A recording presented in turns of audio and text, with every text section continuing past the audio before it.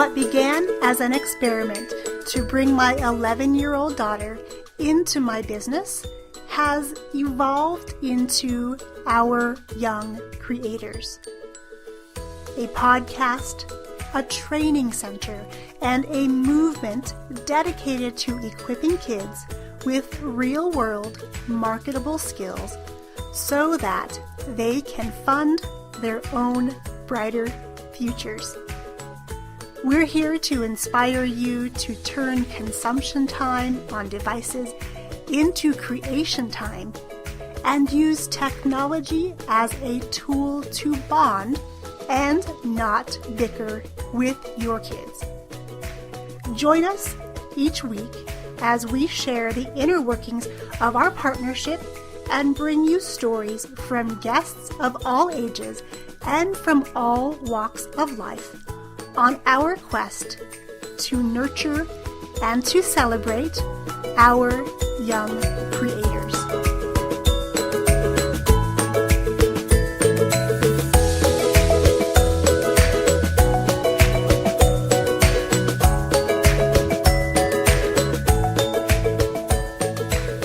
Welcome back to Our Young Creators, the podcast. I am so excited to bring you today's guest. I have been using his software now for probably over a year, and I can literally say that it has changed the way that I do business. More specifically, it has changed what I don't do in my business. It is my great pleasure to introduce Hani Mourra to all of you. Welcome, Hani. Thank you for having me. It's my pleasure being here.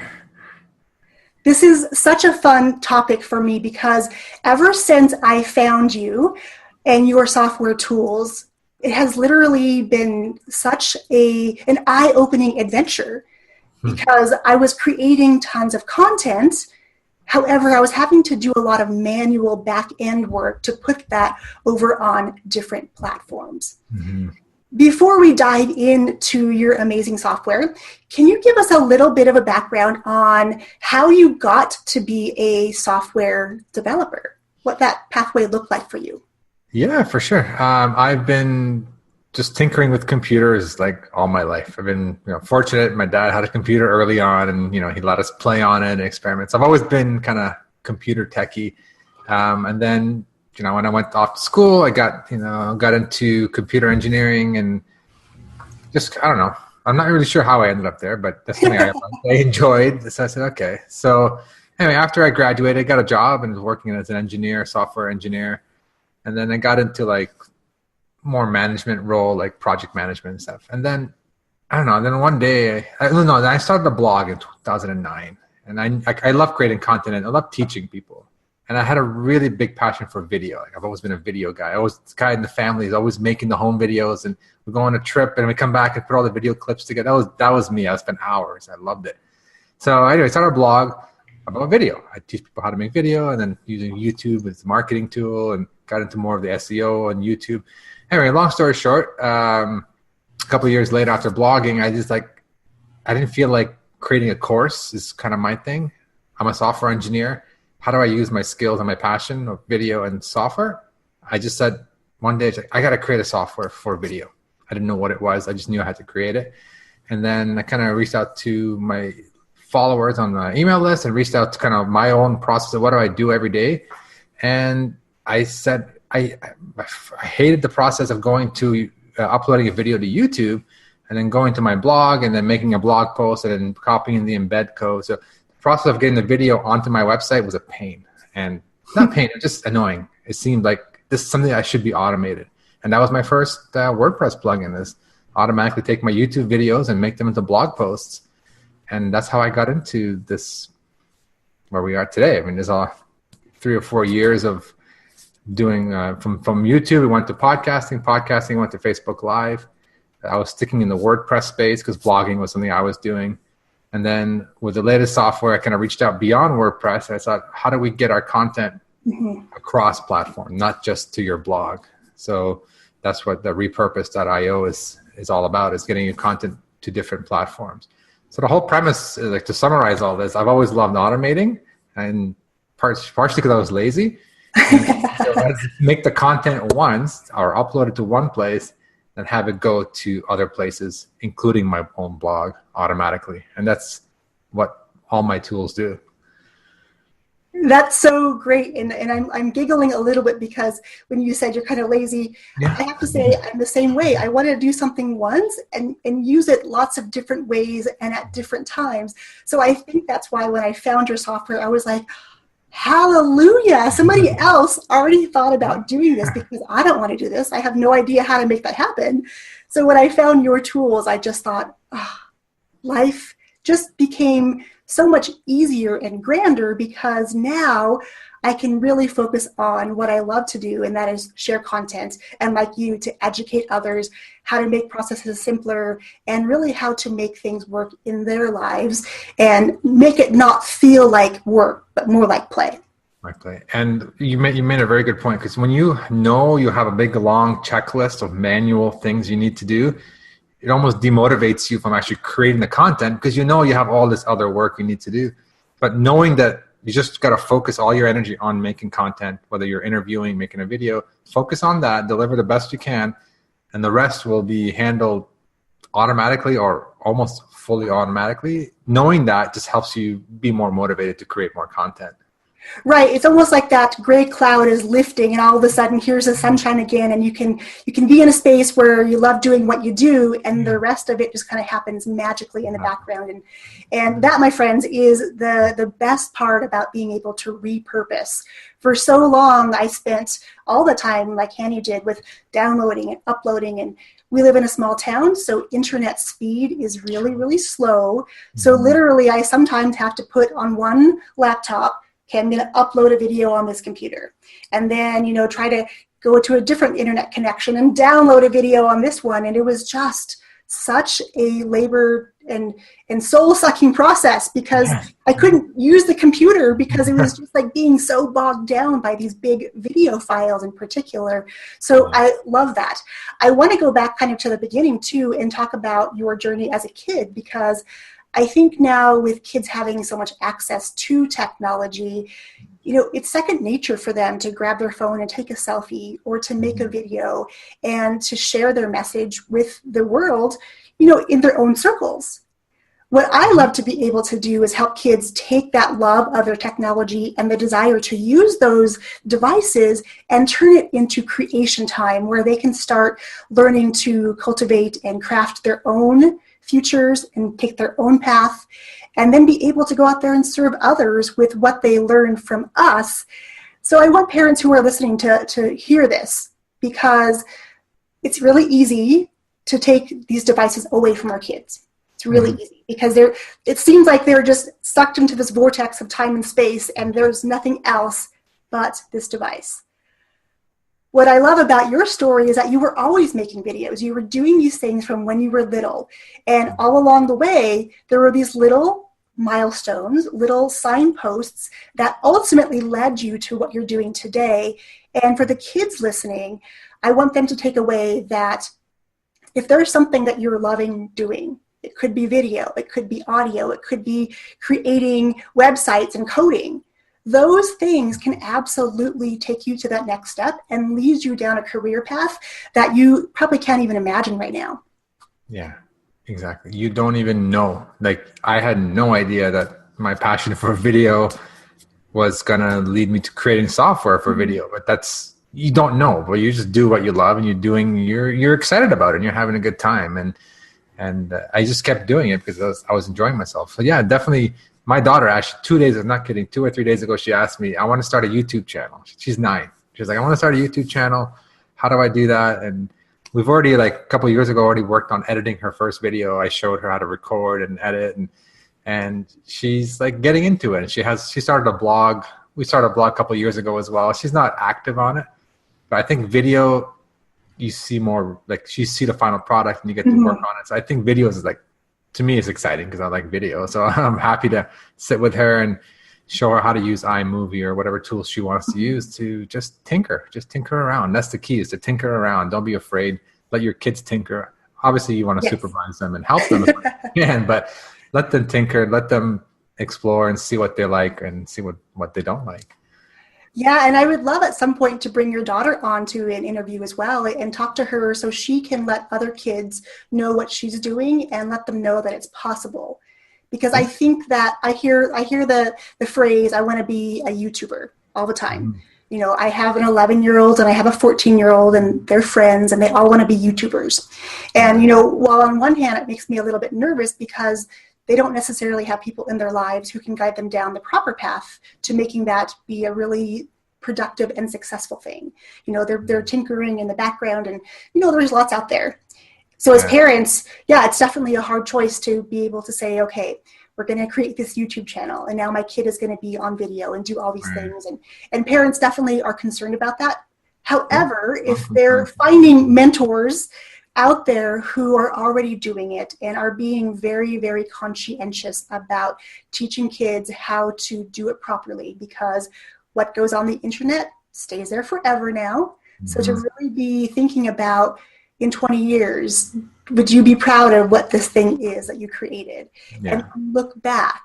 So I think that what you're doing is such a gift to your daughter because I think there's some research out there that, you know, in 20 years, 65% of the jobs we have now won't exist anymore. And these kids are going to have to navigate a world where they're going to have to be really resourceful and really creative and really carve out their own path that makes sense for them so that they can serve the world as they're meant to. Yeah. Yeah, it's true. It's true. And she's like, she sees me what I'm doing. She sees me podcasting. I got a microphone and she's like, what are you doing? Podcast. Oh, what's a podcast? And then we, you know, a couple of years ago, we spent time, we recorded a couple episodes. I never published them, but we recorded and we went through the process. Just exposing them gets them interested. So that, you know, I let my daughters get involved. I have two daughters. My youngest one, she's almost 6 and she hasn't really, she knows what podcasting is. She hears me. She sees my shirt. She knows that I'm into podcasting, but I don't think she understands. But my 9-year-old, for the past couple of years, she's been always asking, oh, podcast, oh, video, oh, let's edit a video. So she's taken, even coding a little bit. I explained to her coding. Wow. I write apps, right? I have an app. Oh, app, you know, because to her, an app is an iPhone app, right? So I'm like, oh, I make apps, but for the computer. Oh, okay. So, and then we go to the Apple store and they play around with the coding games, a little bit, the logic games. So I'm trying to expose them to a lot of different things and see where I'm not going to force them to go one way, but expose them and let them decide kind of what's fun for them now and, you know, give them opportunities to explore that further. And that's so great. Like you said, you're exposing them. You're literally opening this door and saying, behind door number A, you have this option. Mm-hmm. Behind door number B is this. And we keep going down the road until we find that thing that resonates most with them, that they're enjoying the most, that they could really dive into a little deeper. And that's what I love to do for kids. And I love seeing that the light coming on in their eyes. And Yes. their excitement, and they start to dream bigger and think bigger. And that's such a good thing for us because they're going to be these leaders for these next generations. We're going to be living in that world. So definitely being able to give them options and opportunities and experiences where they can really start to dive into what they're good at is really one of the best things we can give to our kids. Yes, absolutely. Absolutely. So I would love to dive into what is repurposing? What does that word mean? And how can my listeners then be able to get a good picture of what it can do for them? Yeah, I mean, to me, I mean, the definition of repurposing is taking a single, from a content creation perspective, taking a single piece of content and converting it, well, distributing it and converting it to different platforms so other people, so more people can consume it and whether watch it or listen it. Because for, like, let's take an example. You do a video, whether it's a video on Facebook you upload or a Facebook Live video, you there's many things you can do with that video. You get amazing attention from Facebook once you go live, and then after that, it's kind of gone. And then people may miss out on this content. Like no one's going to see it in their feed. So, but if you have a copy of that on YouTube, YouTube is a search engine. YouTube has longer longevity for your content. People can find them more easily. So putting a content on YouTube, getting a Facebook Live, taking the audio piece, putting it on a podcasting platform, so it shows up on iTunes and other directories. It's another way of getting your content out to people who don't surf on YouTube or don't hang out on Facebook, but they're looking for some content on their mobile device or on their computer that they want to listen to. So by getting your content on different platforms and in different formats, then you get more exposure, but also more people can consume your content without, you don't have to worry about where they're hanging out. You just put it out on all different platforms and people will find it. And the last place you want to do, like let's say you have a Facebook video, you want to make it as a blog post. So if you have a blog or you don't have a blog, you should definitely start a blog. Basically, you want to have your own home base where you can interact and get email addresses and just have a two-way conversation with visitors.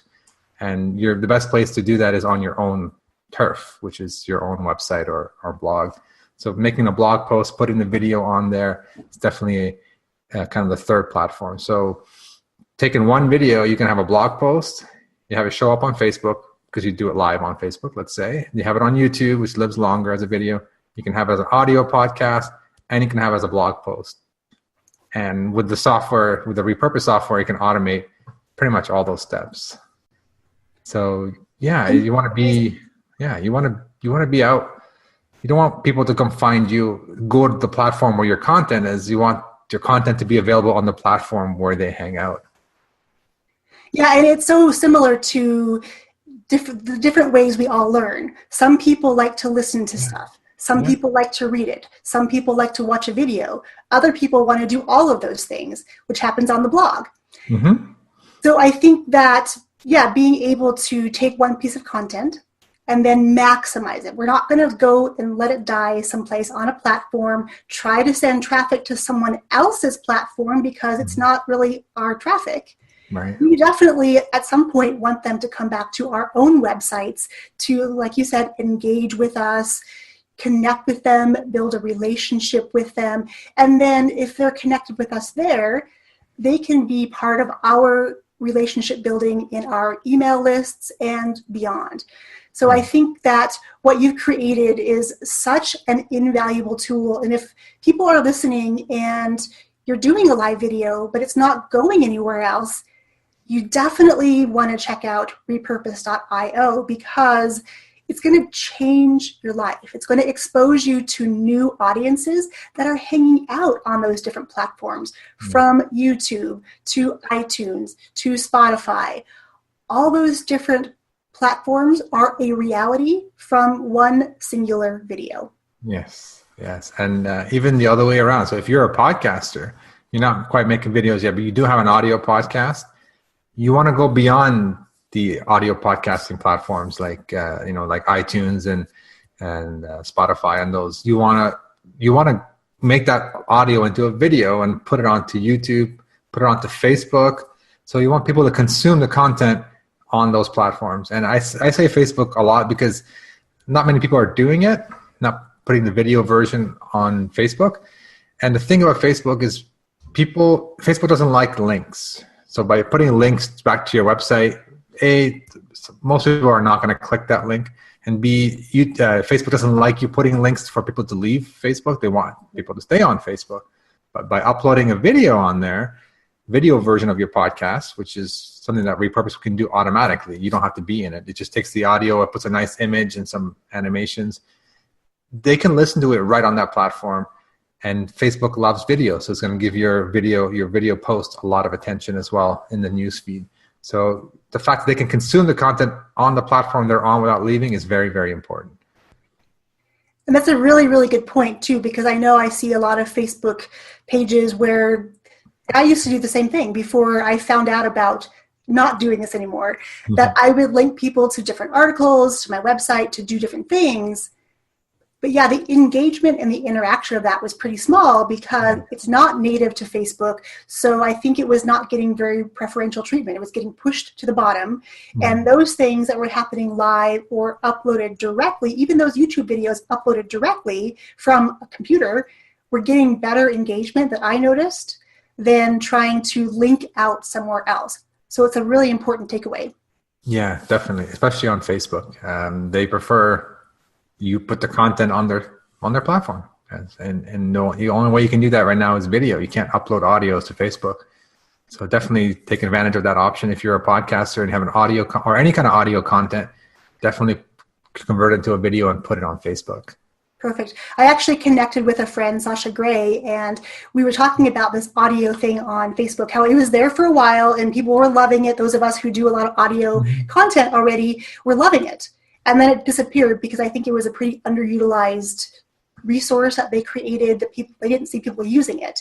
So she actually showed me a cool workaround for getting audio using kind of like what you do. She's popping a still image in the background and then being able to do a voice overlay, which is really interesting. She walked me through the process the other day, and I thought, that's really smart. So maybe we need to automate this. I need to connect you two so that we can make that happen, because yeah, there are some days, as I do a lot of video, but there are some days where I just want to do audio.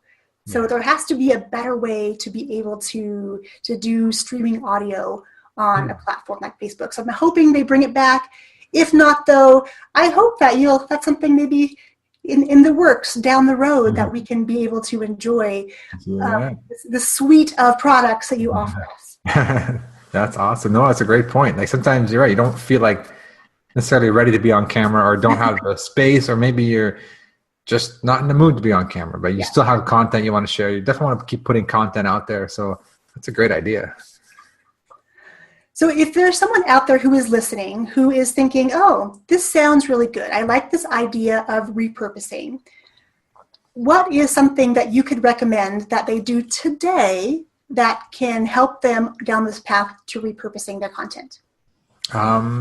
Basically, kind of what I tell people is kind of make a little roadmap, and not roadmap, just sketch out what you want to do. So like you said, you want to be intentional with the content you create. So when you create a piece of content, let's say, Facebook Live honestly is the easiest way to do a video, because you don't have to record it and then edit it.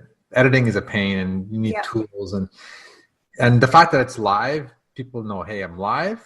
I'm going to get a lot of attention from Facebook feed. Like I'm going to show on more people's feeds, but B, it's live. So if you make a mistake, it's live. It's expected that nothing's going to go perfect. So that's good. So you can feel more comfortable, just be yourself, do the video. And don't worry about like how many people watch the video live. Like sometimes you get one or two people hop on. Don't feel discouraged by that, because it's still going to show up in the feed within the, like, I don't know exact algorithm, but it will show up a little bit later for others, and some will watch the replay. But then, so, I would say do Facebook Live. That's the easiest way. Mm-hmm. And then take that Facebook Live, put it onto YouTube. You can download it off of Facebook and upload it, or you can use a tool like repurpose.io, which will do that for you automatically. Either way, get the content onto YouTube, because that extends the life of the video. And then if you have an audio podcast or you want to get into audio, which I recommend as well, take the video, strip out the audio, and add it to an audio podcast. If you don't have a podcast, maybe thinking of starting one, I would do it. But again, if you don't have audio, you can skip the audio piece for now. That's fine. But just definitely get the video onto YouTube. And then the last thing I would do is make a blog post. Make a blog post, embed the video from Facebook or from YouTube, if you already have it on YouTube. Embed that video, write a little bit about it in the description, and have that piece of content on your site. Because just kind of like, those are like, to me, the three: getting on YouTube, getting it on audio podcast, and getting on your blog are just like the bare minimum. Like, you want to do that, at least do that. And with a tool like Repurpose, it will help you get that into an audio podcast, and will help you get that onto YouTube. And then to get onto your blog, we have a few other tools that are WordPress based. So if you have a WordPress blog, we have a couple plugins that will take the Facebook Live or YouTube video and put it on your site automatically. So YouTube, audio, and blog posts. Those are like one content. Yep. It goes on at least three platforms. So. Yes, and that's so brilliant. And I know that you interviewed Bonnie Bruderer of Binge Networks, and I know that I signed up on as a partner with her as well. So now we can use your software again to go connect with her and then be on 50 more channels. Yes. As a content creator. So talk about the ultimate repurposing. So we're talking going from 4 all of a sudden adding 50 more. Yeah. That's pretty spectacular. Again, from one piece of content, whether that's audio or video, that's a huge win for somebody who is maybe just starting out, thinking about getting into podcasting or doing vlogging or something along those lines. Yeah. That opens up so many channels immediately. We don't have to go seek these things out. Your software can automate to those platforms. Your software can also automate to a place like Dropbox, so it's stored there properly, and you don't have to do the download, upload cycle as well. Yeah. So I just think it's such an exciting time now to be a content creator. And like you said, if you don't have a podcast, definitely start one, because I think everyone has an important message to share. And what I love about podcasting, for me particularly, is that we use a lot of video and then take the audio out of that. But I have my kids come on and do things with me, from doing my intros and outros to doing things for me. And what I love is that this platform of podcasting becomes our digital scrapbook. 10 years from now, I can come back and listen to their little voices when they're this age, and track that through the years. And I can start, we can start recording family history, and we can start preserving our adventures on vacations, or maybe we're homeschoolers. There's so many possibilities with the podcast these days, and I think there's an audience for everyone. Wow. So I think I'm with you. I think everyone should have a podcast, whether they're, a solopreneur, have a family, are working a 9 to 5. There's a reason to podcast for everyone, because I think the possibilities of doing that and of serving others through our messages is such a beautiful thing that we can all contribute into the world, and it's going to come back in dividends.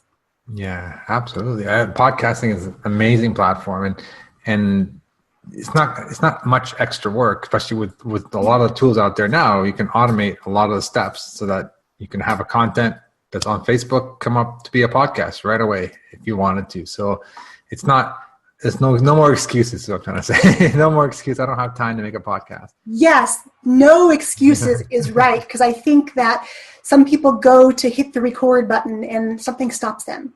Yeah. And I know, I get it. It's scary to hear your voice played back. That's probably the scariest thing in the beginning, is that little piece. But then also being scared of people criticizing or judging, and that's just part of life. And we just have to know that whatever feedback, we get, it's on the other person. It has nothing to do with us personally. We can't take that personally, because if we do, none of us would ever do anything. We would never get out of bed in the morning, let alone create a podcast. So definitely do what Hani says, start this podcast. If you have questions about that, I'm going to, in our show notes over on our website, ouryoungcreators.com, I am going to make sure I put all of Hani's contact information there, all of his resources. I also have additional tools. I have this beautiful pod flow, we call it, which is basically what you described, where we start in the middle with a video and then we go to all these different things. And it's just the flow that we go through every single week. And it's very, very easy. Almost all of it is automated, just to make that podcast happen. And I also have some resources there for you if you need to know how to get the video into an audio format. It's much more simple than you probably think it is. So easy. Yeah. Hani, as we're ending our time together today, I know you're so busy.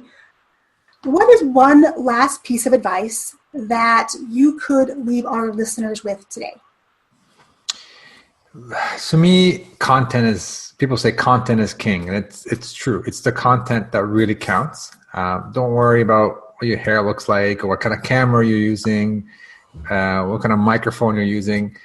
That's it adds to the video or the audio, but it's not. If you're getting started, just focus your energy on planning out the content that you want to deliver per episode, and also stay on a particular topic. Like if you're doing a podcast or a series on a certain topic, keep your episodes or your videos related to that same topic, and don't jump around too much, because you might lose audience. You might start losing people's attention because they start listening because you talked about this piece of content, let's say podcasting. All of a sudden you're talking about, doing jogs or going jogging or something. People are like, "Whoa, what's going on?" That's not what I'm here for. So be consistent with your content in terms of content type, and also consistency on a schedule. Like put yourself on a schedule, deliver content, and don't worry about what you look like. Don't worry about too much about the sound quality too much, because you'll improve over time. And then don't worry about people not listening. Like people get discouraged. Hey, did a Facebook Live, only one person showed up. So what? That's not the end of the Facebook Live. People are going to watch the replay. It's going to go on to other platforms. People are going to consume that content. If not now, they can do it later. So don't get caught up with numbers, especially in the beginning, because it takes time to grow your audience. So focus on the content. Like just deliver your best content, because like you said, content lives on the internet forever. Absolutely. And those are such great pieces of advice about don't worry about the small stuff. It'll all fall into place as you continue along this journey. Yeah. And then the content, what you're sharing with people needs to be of value to them, and it needs to be consistent. Doing a podcast once 1 week and then waiting 3 weeks and then doing another one is definitely not going to serve anyone. It's going to discourage us as content creators, because there will be fewer people tuning in because they don't know when you're coming on next. Right. So definitely content is king for sure, and being of value and of service to somebody, even if it's one person. Focus on that one person whose life will be impacted positively by what you're sharing, and all the rest, my friends, will absolutely fall into place. Yeah, it really does. It sounds like a cliche, but it really does. Like when I was blogging and I was getting no comments, and I didn't know why I was blogging, but I started building an audience of a few people who liked what I was teaching. And then, one thing led to the next. Like doors open when you produce content and you share knowledge or you share experiences. So don't get caught up in this current moment. Just keep being consistent and keep doing it. And over time, you'll see results. Doors will open, opportunities will come your way, and your audience will grow. Beautifully said, my friend. I want to thank you so much for your time today. And if people have more questions for you, where can they find you? I hang out on Facebook, Twitter, but if you go to hanimourra.com, it's HANIMOURRA.com. On the bottom, there's a link to my Facebook, Twitter, a blog that I had, and my email? No, maybe not my email, but you can connect with me on Facebook or Twitter. I'd be happy to help out in any way. Perfect. And I will, of course, put all of those contact pieces onto our website on the blog for this episode, so people can click directly to you, so they don't have to go searching for anything. But I just want to thank you from the very bottom of my heart, because the software that you've created has literally changed everything in my business. I'm not having to spend time on doing the unimportant things. I can now focus on sharing a message and sharing content, and that is such a good place to be, and it's because of your software that I'm there. So thank you so much from me personally and from everyone who uses your software, because I think what you're doing is impacting the world in a big way. Thank you so much. Oh, thank you for the word. That's amazing. It just made my day. Before you head out on the rest of your day, I want to ask you a question. What are you going to do with what you've learned on this podcast? Are you going to store it inside of your phone and have it there as a reminder of things you want to do? Or are you going to take action? If your answer is taking action, then I invite you to join us inside of Ninja School. We just opened the doors last week, and this program was developed because of all of the questions we kept getting asked about how the heck do we get our message on so many different platforms. Inside of Ninja School, it's all about taking massive action. Not only are we going to learn the tactical aspects of incorporating some tools and software into our businesses, we're also going to dive into a bit of strategy so that there is a reason why you're sharing your message and you're wanting to get it on more platforms. Now look, I know summer is coming up and you probably want to work a little bit less inside of your business. I totally get it. And if that is you, you definitely want to join us in Ninja School because we're going to learn to automate the process of getting our message on multiple platforms. And we're talking 50 plus. And we're going to be able to do it in less time than you're probably taking right now to get on just a handful. If this sounds like something you're ready to incorporate into your business to free up time and to reach more people, then, my friends, I invite you to head over to bit.ly/OYC Ninja. And I look forward to helping you, holding your hand, and taking massive action together. Head over to bit.ly/OYC Ninja. Cheers, my friends.